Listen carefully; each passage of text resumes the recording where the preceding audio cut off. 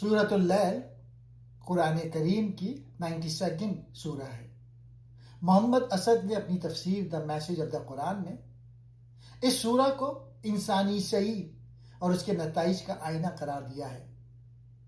ان کے نزدیک یہ سورہ واضح کرتی ہے کہ انسان کی منزل کا تعین اس کے اپنے اخلاقی رویے کرتے ہیں۔ متضاد حقیقتوں کی قسم، رات، دن اور تخلیق۔ سورہ کا آغاز رات کی تاریکی، دن کی روشنی اور نر و مادہ کی تخلیق کی قسموں سے ہوتا ہے۔ محمد اسد فرماتے ہیں کہ جیسے کائنات میں دن اور رات ایک دوسرے کی ضد ہیں، ویسے ہی انسانی اعمال بھی متضاد ہوتے ہیں۔ ان قسموں کا مقصد یہ بتانا ہے کہ انسان کی فطرت میں مختلف راستے اختیار کرنے کی صلاحیت موجود ہے۔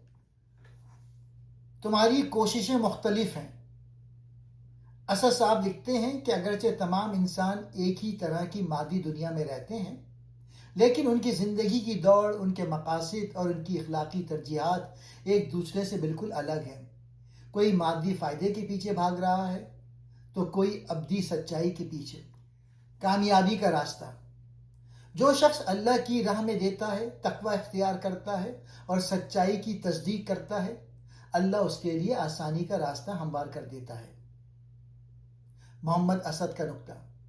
وہ کہتے ہیں کہ یہاں آسانی سے مراد ایسی زندگی ہے جو اپنی فطرت کے مطابق ہو، جو انسان کو نیکی کرنے میں خوشی ملے اور اس کا ضمیر مطمئن رہے۔ تباہی کا راستہ۔ اس کے برعکس جو شخص بخل کرتا ہے، خود کو اللہ سے بے نیاز سمجھتا ہے اور سچائی کو جھٹلاتا ہے، اس کے لیے تکلیف کا راستہ آسان کر دیا جاتا ہے۔ اسد صاحب کے مطابق یہ شخص اپنی انا کا قیدی بن جاتا ہے۔ وہ مادی طور پہ کتنے ہی کامیاب کیوں نہ لگے، اس کی زندگی اندرونی طور پہ کھوکھلی اور بے سکون ہو جاتی ہے، جو اسے بالآخر تباہی کی طرف لے جاتی ہے۔ ہدایت اللہ کے ذمے ہے۔ وہ کہتے ہیں کہ اللہ نے انسان کو عقل دی اور وحی بھیجی تاکہ وہ صحیح اور غلط میں تمیز کر سکے۔ اللہ کسی پر زبردستی نہیں کرتا، بلکہ وہ راستہ واضح کر دیتا ہے۔ اب یہ انسان کا انتخاب ہے کہ وہ کس راستے پر چلنا چاہتا ہے۔